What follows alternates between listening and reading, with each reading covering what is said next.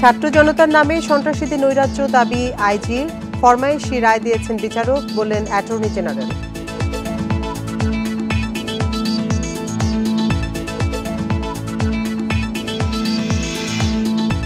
নাটোরে টিসিবির পণ্য নিতে গিয়ে মারামারিতে আহত ৫। বগুড়ায় ট্রাক থেকে পণ্য সংগ্রহ করে আবার বিক্রির অভিযোগ।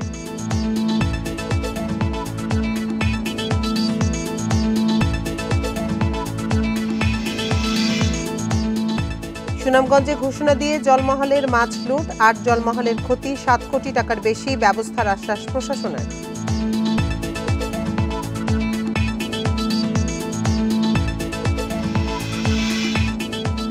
এক যুগেও শেষ হয়নি ত্বকী হত্যার বিচার, জমা হয়নি চার্জশিট, বিচার আটকে রাখে আওয়ামী লীগ, অভিযোগ স্বজনের।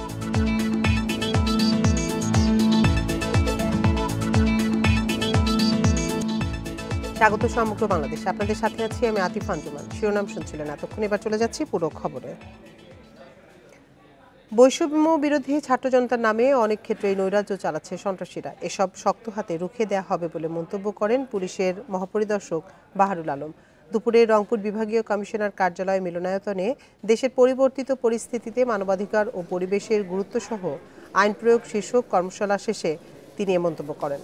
বলেন, ৫ আগস্ট পরবর্তী অপরাধী পুলিশ সদস্যদের বিচারের আওতায় এনে ও সরিয়ে দিয়ে বাহিনীকে সগৌরবে ফেরানোর চেষ্টা করা হচ্ছে।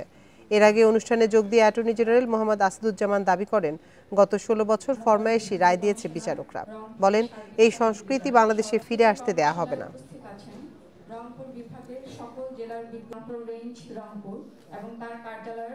ছাত্র জনতার নাম দিয়ে অনেক অপরাধীও এই কাজটা করছে, যেটা গুলশানের বলে আমরা দেখছি। We will handle it very strictly. মানে এইভাবে তো একটা সমাজ চলতে পারে না, মানে সর্ট অফ অ্যানার্কি আসলে। So we are trying our best. 164 statement করার সময় ওনারা স্বাধীনভাবে স্টেটমেন্ট রেকর্ড করেননি, ওনারা বরং পুলিশের হাতে তুলে দিয়েছেন যে বানিয়ে নিয়ে এসে তারপরে আবার উপস্থাপন করুন। পলিটিক্যাল পারসিকিউশনের শিকার রাজনৈতিক প্রতিপক্ষকে ঘায়েল করার জন্য নৈরাজ্যবাদী সরকারকে দীর্ঘমেয়াদী জীবন দেওয়ার জন্য বিচার করে সাজা দিয়েছেন। চাঁপাইনবাবগঞ্জে ছিনতাইয়ের অভিযোগে পুলিশের এক সহকারী উপপরিদর্শককে আটকে রাখে স্থানীয় জনতা। পরে পুলিশ গিয়ে তাকে উদ্ধার করে। এর মধ্যে ছিনতাইয়ের অভিযোগ ওঠায় তাকে সাময়িকভাবে বরখাস্ত করা হয়েছে। অভিযুক্ত ফিরোজ রানা চাঁপাইনবাবগঞ্জ সদর পুলিশ ফাঁড়িতে কর্মরত। স্থানীয়রা জানান, বুধবার রাত ৯টার দিকে এএসআই ফিরোজ দুজনকে সঙ্গে নিয়ে হোসেনডাইং এলাকায় একটি মোটরসাইকেল ছিনতাইয়ের চেষ্টা করেন। ওই মোটরসাইকেল চালক পালিয়ে এসে গ্রামের লোকজনকে জানায়। পরে স্থানীয়দের ধাওয়া খেয়ে বাকি দুজন পালালেও ফিরোজকে আটকে রাখে তারা। খবর পেয়ে থানা ও গোয়েন্দা পুলিশের সদস্যরা রাত 11:15টার দিকে তাকে উদ্ধার করে। চাঁপাইনবাবগঞ্জের অতিরিক্ত police super ANM Wasim Firoz বলেন, ফিরোজের বিরুদ্ধে ছিনতাইয়ের অভিযোগ ওঠায় তাকে সাময়িক বহিষ্কার করা হয়েছে। এছাড়া ঘটনা তদন্তের জন্য একটি তদন্ত কমিটি করা হয়েছে।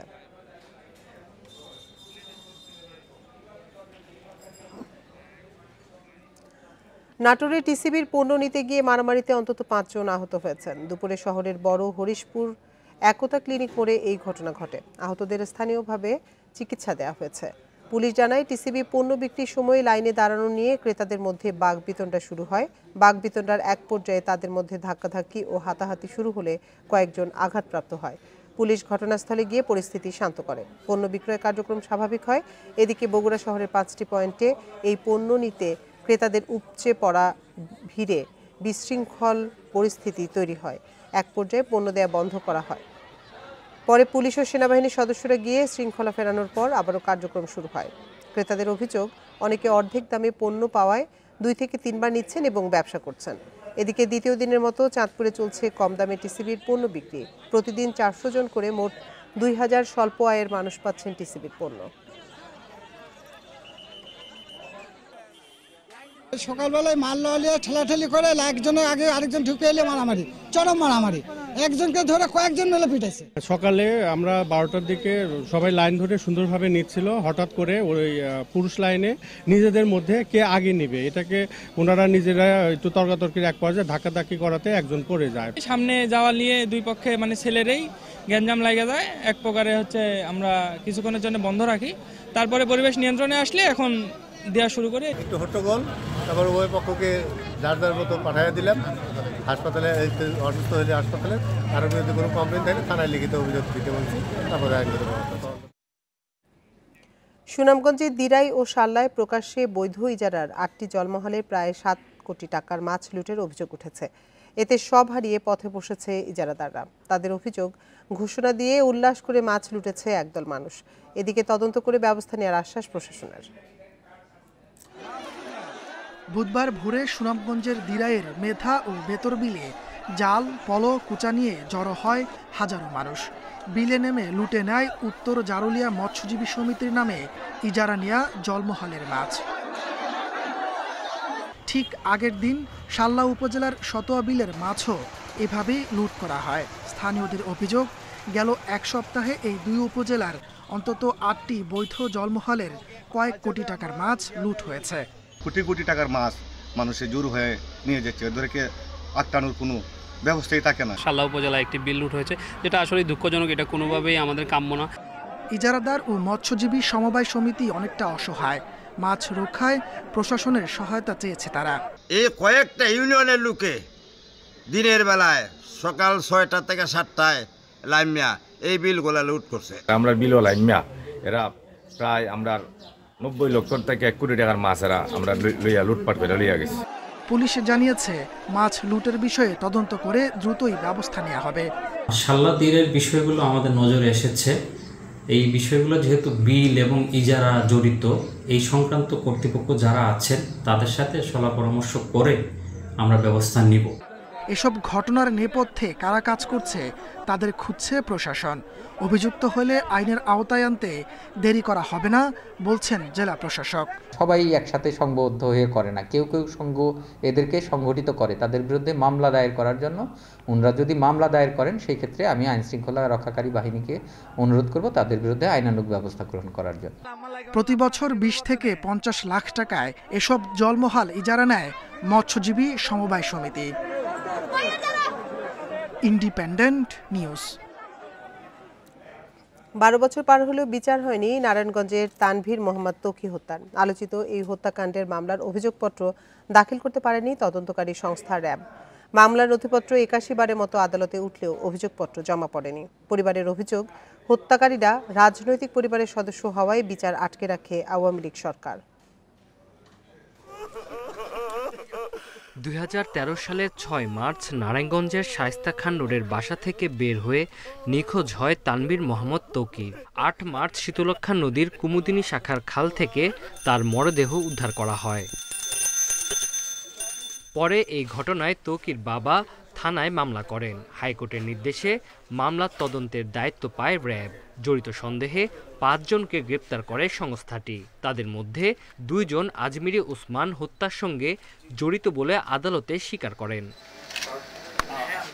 তবে 12 বছর পেরিয়ে গেলেও এখনও আদালতে অভিযোগপত্র দিতে পারেনি র্যাব।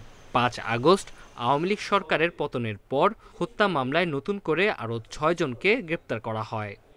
এই মামলায় আমরা 6 জনকে অ্যারেস্ট করেছি। 5 আগস্টের পর থেকে 6 জনকে অ্যারেস্ট করা হচ্ছে। তাদেরকে নিয়ে জিজ্ঞাসাবাদ চলছে, তদন্ত কার্যক্রম চলমান আছে এবং এখান থেকে যে ফাইন্ডিংস সেটা নিয়ে আসলে অ্যাকচুয়ালি এখনও তদন্ত চলমান রয়েছে। 2 মার্চ হত্যা মামলাটির নথি 81 বারের মতো আদালতে উঠলেও অভিযোগপত্র জমা পড়েনি। সেপ্টেম্বরের মধ্যে তারা আরও নতুন 6 জন আসামিকে গ্রেপ্তার করেছিল এবং তাদের মধ্যে একজন 164 করেছে। কিন্তু তারপরে আমরা দেখছি যে অভিযোগপত্রটি দাখিল হয়নি এখনও পর্যন্ত। আগামী 17/4 নতুন করে আবার তারিখ আছে।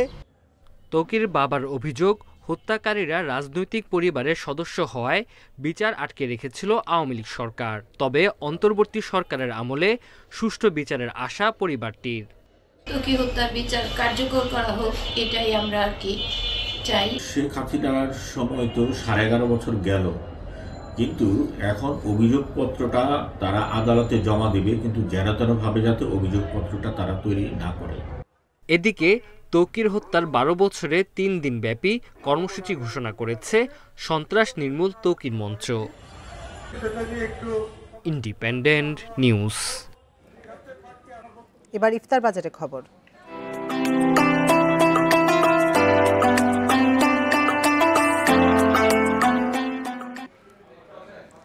রমজান উপলক্ষে ঐতিহ্যবাহী ইফতারের বাহারি পসরা সাজিয়ে বসেছেন বরিশালের ব্যবসায়ীরা। দুপুর থেকেই ভিড় জমে ওঠে নগরীর নামকরা রেস্টুরেন্ট থেকে শুরু করে ফুটপাতের দোকানে। গত কয়েক বছরের মতোই এবারও বরিশালে ইফতারের অন্যতম আকর্ষণ জামাই জিলাপি। ফুলাকৃতির এই জিলাপির নাম জামাই জিলাপি। এক একটি জিলাপির ওজন 600 থেকে 800 গ্রাম, দাম 80 থেকে 90 টাকা। গত কয়েক বছর ধরে বরিশালের ইফতার বাজারে অন্যতম আকর্ষণ এই জিলাপি। নগরীর বগুড়া রোডে নাজিমস ইফতার বাজারে তাই দুপুর থেকেই লেগে থাকে ভিড়। বগুড়া রোড ছাড়াও সদর রোড, বটতলা, আলীকান্দা সহ বিভিন্ন এলাকায় নামকরা রেস্টুরেন্টে আছে ইফতারের আয়োজন। ফুটপাতের দোকানেও বসে জমজমাট ইফতার বাজার। জিলাপি, ফিরনি, চিকেন পুলি, শাহি জর্দা, বোরহানি, ঝালপুরি সহ নানা আইটেম মেলে ইফতারে। সারাদিন ক্লান্তির পর একটু ভালো মানের ইফতারি নিয়ে বসলে খাওয়ার জন্য খুবই আগ্রহ। আমাকে ইফতারি বার অনেক আইটেম ইফতারি আছে, তার মধ্যে স্পেশাল গ্রিল চাপ, তারপর শিক আছে, হালিম, তারপর আপনার চাইনিজ আইটেম আছে কিছু। এদিকে ইফতারির মান ও দাম তদারকিতে প্রথম রোজা থেকেই মাঠে আছে ভোক্তা সংরক্ষণ অধিদপ্তর ও নিরাপদ খাদ্য বিভাগ। রমজানে মানুষকে স্বস্তি দিতে তাদের অভিযান অব্যাহত থাকবে। ইতিমধ্যে লক্ষ্য করেছি জিলাপিতে হাইড্রোজ নামক একটা কার্সিনোজেনিক মেশানো হয় এবং বিভিন্ন পোড়া তেল বারবার ব্যবহার করার কারণে মানুষের হৃদরোগ থেকে নানা ধরনের ঝুঁকিতে আক্রান্ত হয়। তো আমাদের যে মোবাইল ল্যাবরেটরি আছে এবং যে কিট আছে সেটা দিয়ে আমাদের পবিত্র মাহে রমজানে পুরো মাসব্যাপী আমরা এটা নিয়ন্ত্রণ করার চেষ্টা করব। ইফতার সামগ্রী কিনতে অনেক অভিভাবকের সাথে আসেন শিশুরাও। পছন্দের ইফতার কিনতে তাদের উৎসাহ যেন রমজানের আনন্দকে আরও বাড়িয়ে দেয়। Independent news. নাটোরে কমিটি বাতিলের দাবিতে বিক্ষোভ সমাবেশ করেছে বৈষম্য বিরোধী ছাত্র আন্দোলনের পদবঞ্চিতরা। দুপুরে শহরের বড় হরিশপুর বাইপাস এলাকায় এই বিক্ষোভ কর্মসূচি পালন করা হয়। এ সময় বক্তারা বলেন, ষড়যন্ত্রের মাধ্যমে রাতের আঁধারে কমিটি গঠন করা হয়েছে। কমিটি নিয়ে কোনো ধরনের সিন্ডিকেট মেনে নেওয়া হবে না। সকলের অংশগ্রহণে কমিটি গঠনের আহ্বান তাদের। আগামী 48 ঘন্টার মধ্যে কমিটি বাতিল না করা হলে রেলপথ ও সড়ক অবরোধের হুঁশিয়ারি পদবঞ্চিতদের।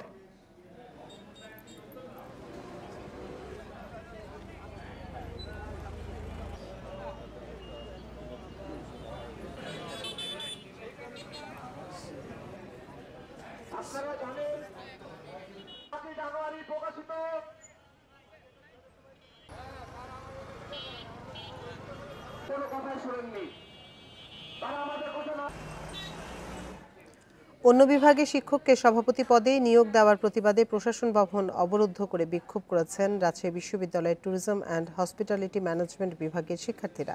সকাল 11টার দিকে প্রশাসনিক ভবনের প্রধান ফটকের সামনে ব্যানার ফেস্টুন নিয়ে বিক্ষোভ কর্মসূচি পালন করেন তারা।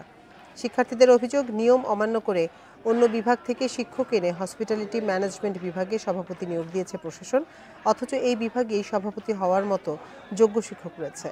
এ বিষয়ে কর্তৃপক্ষকে অবহিত করা হলেও কোনো সমাধান হয়নি। বাধ্য হয়েই তাই আন্দোলনে নেমেছেন তারা।